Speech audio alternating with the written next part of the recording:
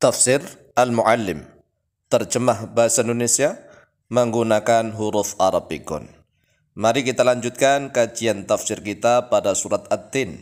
InsyaAllah kita akan membahas ayat yang ke-5 dan yang ke-6. Mari kita awali dengan bacaan ta'awud atau isti'adzah.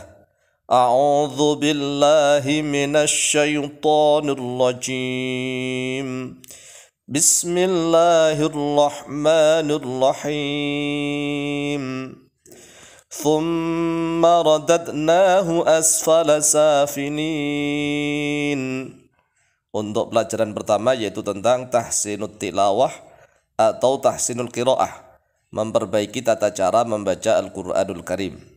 Thumma, mem ditasydid, maka berhenti dua ketukan, thum gitu. Jangan thumma radadnahu, jangan, tapi thum berhenti di mem. Thumma radadnahu asfala safilin. Thumma, ya dilatih. Thumma, jangan thumma radad, salah. Harus berhenti di mem dulu. Thumma radadnahu asfala safilin. Kemudian pelajaran berikutnya yaitu tentang tahsinul tarjamah. Tahsinul tarjamah memperbaiki tata cara menerjemahkan Al-Qur'anul Karim. Perhatikan mana yang diputus dan mana yang disambung. Thumma radadna, sampai di situ boleh diputus dengan hu. Thumma radadna, baru hu kalau cara menerjemahkannya. Thumma radadna, kemudian mengembalikan oleh kami. Kami siapa? Allah. Hu, nah hu-nya menjadi maf'ul bih. Padanya nya siapa? Al-insan. Jadi hu-nya di situ mahal nasab menjadi maf'ul bih. Radadna fi'il dan fa'il. Radda aslinya radada. Radada berarti kalau pas domirnya nahnu radadna. Kalau domirnya ana radadtu. Radda yaruddu. Radda aslinya radada, dalnya dua kali. Radadna, radda mengembalikan atau menolak. Thumma radadna, kemudian mengembalikan oleh kami, kata Allah. Ini disebut dhamir al-mu'adzim nafsah, mengagungkan pada zatnya Allah sendiri. Bukan disebut dhamir mutakallim ma'al ghair lo ya, sekali lagi. Kalau untuk Allah namanya dhamir al-mu'adzim nafsah atau al-mu'adzam nafsuh. Kemudian hu-nya, haknya situ mahal nasab menjadi maf'ul bih, padanya al-insan. Kemudian kata atau kalimat asfala safilin kedudukannya menjadi maf'ul bih yang kedua. Karena maf'ul bih yang pertama adalah hak, radadnahu. Haknya itu maf'ul bih pertama. Asfala menjadi maf'ul bih kedua. Asfala ini adalah isim tafdil, ikut wazan af'ala, afdola. Kemudian asfala menjadi mudhaf, safilina menjadi mudhafun ilaih. Maka diartikan asfala safilin pada serendah-rendahnya beberapa yang rendah. Asfala itu artinya yang paling rendah atau yang paling bawah. Safilin, jadi safala dengan safilin itu dua kata yang sama. Asfala safilin pada yang sebawah-bawahnya, yang paling bawah boleh. Pada yang serendah-rendahnya, yang paling rendah juga boleh.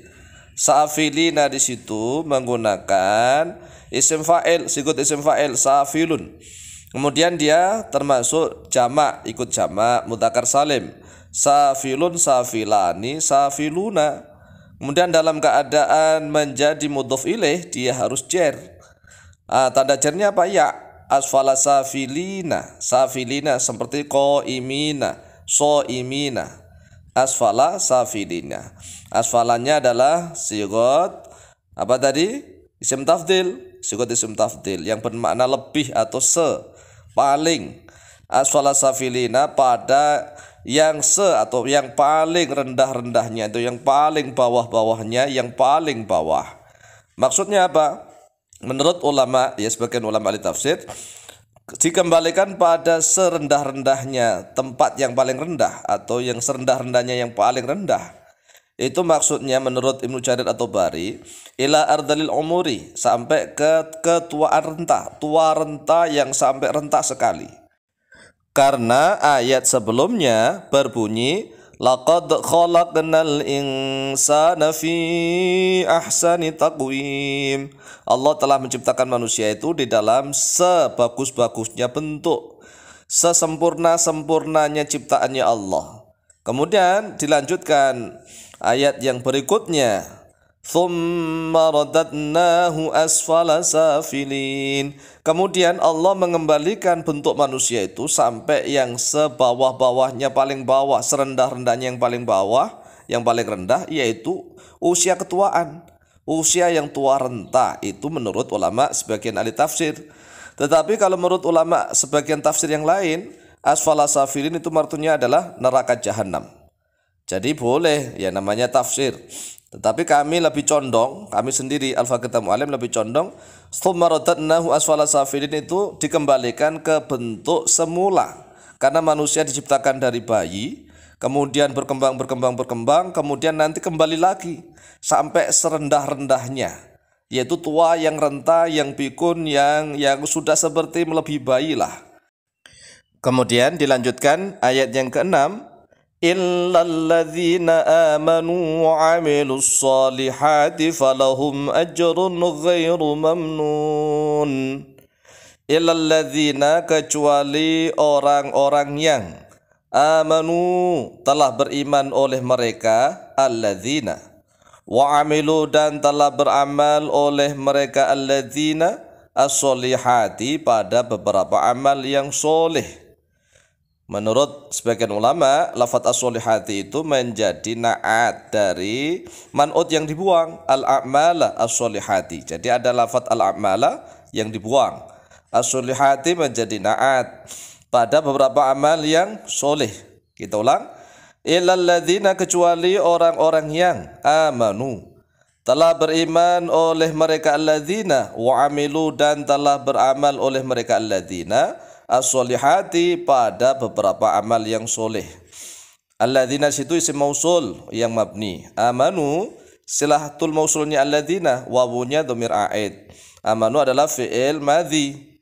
Wa amilunya, wawunya wawu ataf kepada amanu. Amilu sama fi'il madhi, ada fa'ilnya yaitu wawu. Wawunya dhamir a'id kembali kepada alladzina. Kemudian lafadz as-solihati menjadi na'at dari man'ut yang dibuang, al-a'mala as-solihati. Falahum ajrun ghairu mamnun. Falahum, fa'nya ada yang mengatakan fa istinaf, ada yang mengatakan fa jawab dari qasam sebelumnya, ada yang mengatakan fa'nya adalah fa'ul fasihah. Kalau diartikan fa fasihah, seolah-olah ada yang bertanya, ada yang syarat. Jadi kan fa fasihah itu sebagai jawab dari syarat yang diperkirakan. Falahum, maka yaitu tetap untuk mereka. Lahum jar majrur.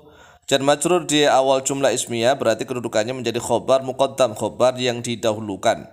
Maka diartikan maka yaitu tetap untuk mereka. Ajrun menjadi mubtada muakhar, mubtada yang diakhirkan. Ajrun bermula pahala. Ghairu mamnun, yang tidak diputus. Berarti ghairu di situ menjadi naatnya ajrun. Ghairu menjadi mudhof dan mamnunin menjadi mudhofun ilaih. Diartikan yang tidak diputus, karena makna mamnun di situ ada yang menafsiri mangkus, berarti yang tidak dikurangi. Ada yang menafsiri mahsub, yang tidak dihisab. Ada yang mengatakan maktu, yang tidak terputus. Jadi menurut pendapat sebagian ulama ahli tafsir, manusia itu kalau ingin awet muda, tenaganya prima, yang masih fit begitu, maka syaratnya dia harus beriman dan banyak amal soleh sehingga mendapatkan ajrun ghairu mamnun. Demikian wallahu ta'ala a'lamu bishawab.